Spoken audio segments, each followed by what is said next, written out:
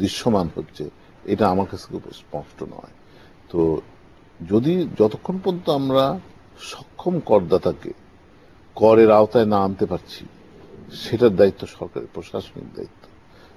না এনে এই 9 লক্ষকে 19 লক্ষ বা 20 লক্ষ বা তার বেশি যদি যতক্ষণ পর্যন্ত না আনতে পারছি, তখন এই করের বোঝা যারা কর দিচ্ছেন তাদের উপরে বর্তাবে।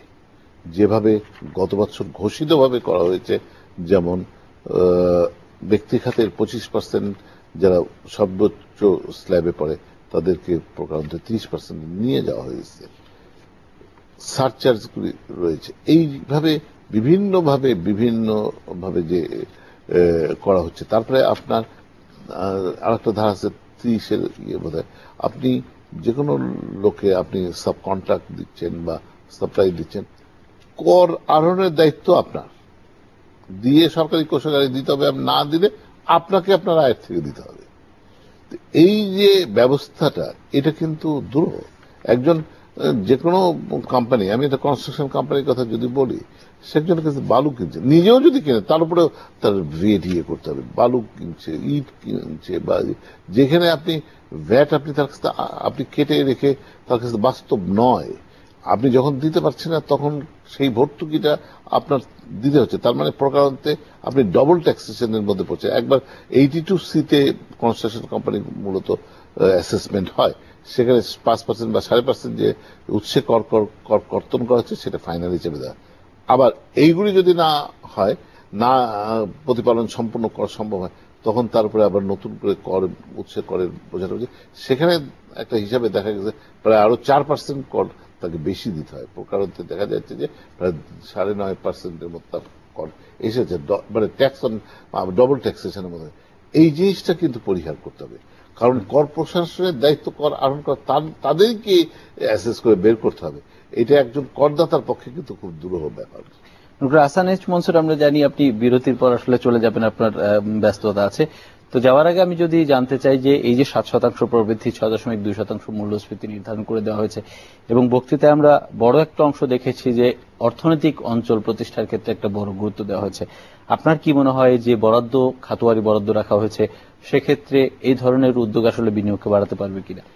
না, আমি মনে করি যে এই স্পেশালাইজড ইকোনমিক জোনের উপর যে গুরুত্বটা দেওয়া হয়েছে এটা যথাযথ। এখন বর্তমানে 24টা জোন আইডেন্টিফাই করা আছে, তার মধ্যে 20টা হচ্ছে সরকারি এবং 4টা হচ্ছে বেসরকারি। তো এই সরকারকে এবং বেসরকারি খাতকে উৎসাহিত করতে হবে তারা যেন এগিয়ে আসে এই জোন এস্টাবলিশমেন্ট। সরকারি সহায়তা দিতে হবে, প্রয়োজনে সরকার তাদের জমি অ্যাকোয়ার করে দিতে পারে, সাহায্য করতে পারে এই ব্যাপারে। তো এই জোনগুলো কিন্তু শুধু পেপারে থাকলে হবে না, কারণ আইনটা কিন্তু 5 বছর আগে হয়েছে, এখন পর্যন্ত ইমপ্লিমেন্টেশন রুল হয়নি। ইমপ্লিমেন্টেশন রুল যদি না হয় তাহলে পরে কিভাবে এটার বাস্তবায়ন হবে? 5 বছর কেন লাগলো ইমপ্লিমেন্টেশন রুল না হওয়ার পিছনে? এগুলোকে সরকারকে খাতিয়ে দেখতে হবে। সত্যি সত্যি যদি বিনিয়োগকারীদেরকে আনতে হয়, তাহলে আমাদের quality of service, promptness of service যদি আমরা এনশিওর করতে না পারি, তাহলে কোনো বিনিয়োগকারী ওই জোনগুলোতে আসবে না।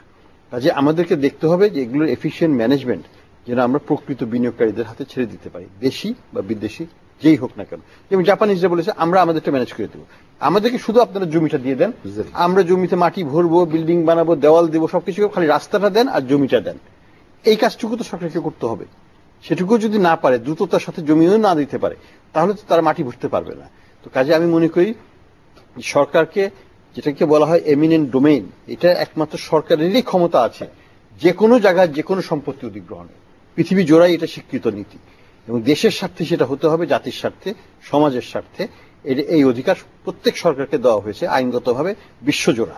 সরকারকে সেই আইন সঠিকভাবে প্রয়োগ করে প্রয়োজন মোতাবেক এই জমি অধিগ্রহণ করে এই খাতে নিয়ে আসতে হবে দ্রুততার সাথে। এখানে বললে হবে না যে এখানে একটা মসজিদ আছে, এখানে একটা জিনিস আছে, এইসব প্রতিবন্ধকতা মানলে চলবে না। এগিয়ে যেতে হবে, কারণ উন্নয়নের স্বার্থে এগিয়ে যেতে হবে। তা না হলে 7% অর্জন দীর্ঘস্থায়ীভাবে 7 থেকে 8% যাওয়া আমাদের পক্ষে সম্ভব হবে না। এটা করতে হলে এখনই করতে হবে, এবং আমি আশা করি এই বছরই হবে সেই অগ্রযাত্রা। এই বাজেটটার তো একটা বিশেষত্ব হলো যে সপ্তম পঞ্চবার্ষিক পরিকল্পনা আমরা পা দিচ্ছি এই বাজেটের মাধ্যমে, এবং আলটিমেট যে আমরা টার্গেট ধরা হয়েছে আমরা গড় প্রবৃদ্ধি এই 5 বছরে 7.3% গিয়ে ঠেকবো, যদিও ষষ্ঠ পঞ্চবার্ষিক পরিকল্পনা আমরা ফেল করেছি। তো মির নাসির হোসেন, আপনার কি মনে হয় এই অ্যাচিভমেন্টের ক্ষেত্রে এই বাজেটটা কতটা গুরুত্বপূর্ণ? এই বাজেট তো অ্যাচিভমেন্টের উপর নির্ভর করছে বাস্তবায়নের যে চ্যালেঞ্জটা রয়েছে। আপনার আমি বাজেট 2,95,100 কোটি টাকা বাজেট হয়েছে, এটা আমি খুব বড় আকারে দেখি না, কিন্তু চ্যালেঞ্জেস গুলি কিন্তু বড়। যেমন আপনার deficit of the budget 5% is about 87,000 crore টাকা। তো সেইটা মিট আপ করা, যদি ব্যাংকিং সেক্টর থেকে 35,000 কোটি টাকার উপরে নিতে হয়, তাহলে যে জিনিসটা হবে আপনার ব্যাংকের সুদের হারের উপরে একটা নেতিবাচক প্রভাব পড়তে পারে। বিদেশি সূত্র থেকে যে 1.8% যে ডেফিসিট আপনার পূরণ করতে হবে, সেটা নির্ভর করছে হচ্ছিল বাস্তবায়নের সক্ষমতার উপরে। পাইপলাইনে কিন্তু অনেক কমিটমেন্ট রয়েছে, সেই জিনিসগুলি বাস্তবায়ন করে যদি না করা যায়, সেই অ্যালটমেন্ট, সেই টাকাটা ছাড় করতে পারবে না। সেটা কিন্তু আমাদের দ্বিমাত্রিক সুবিধা দিতে পারে। একদিকে হচ্ছিল ডেফিসিটটাকে কমা, মানে অ্যাড্রেস করতে পারে, 2 নম্বর হচ্ছিল আমার ডেট সার্ভিসিং কে হেল্প করতে পারে, যেটা একটা বিরাট বরাদ্দ রয়েছে। এই জায়গাগুলি যদি না করা যায়, উন্নয়ন প্রশাসনকে সেভাবে যদি দক্ষ করে সময় মতো যদি প্রজেক্ট ইমপ্লিমেন্টেশন না করা যায়, যে আজকে 95,000 কোটি টাকার যে অ্যানুয়াল ডেভেলপমেন্ট প্রোগ্রাম রয়েছে, 97,000 কোটি টাকা, এটার বাস্তবায়নের উপরে সমস্ত কিছু নির্ভর করছে। আমরা দেখতে পাচ্ছি যে এই অর্থ বৎসরে প্রথম 9 মাসে 50% উপরে উঠতে পারেনি, 54% উপরে উঠতে পারেনি। তো যে জিনিসটা হয়, যদি বাস্তবায়ন না হয়, এটার আরেকটা জিনিস হয় কি, একদিকে হচ্ছে তড়িঘড়ি করে শেষের দিকে এসে প্রকল্পের কাজ শেষ করে, সেটা গুণগত মানের, অর্থছাড় করা, গুণগত মানের একটা ব্যাপার রয়েছে, এবং অনেক সময় পেপার ড্রেসিং করা হয়, যেমন এটা ক্যারি ওভার করে নেক্সট ইয়ার নিয়ে যায়। সত্যিকার অর্থে দেখা যাবে যে যত বলা হচ্ছে সেটা হচ্ছে না।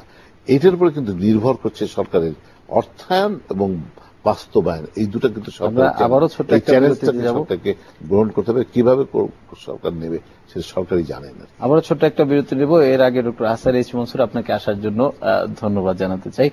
প্রিয় দর্শক, আমাদের সাথে থাকুন। মধুমতি ব্যাংক লিমিটেড বাংলাদেশের বাজেট অনুষ্ঠানে আরো একটা ছোট্ট বিরতি নিচ্ছি, ফিরছি একটু পরে।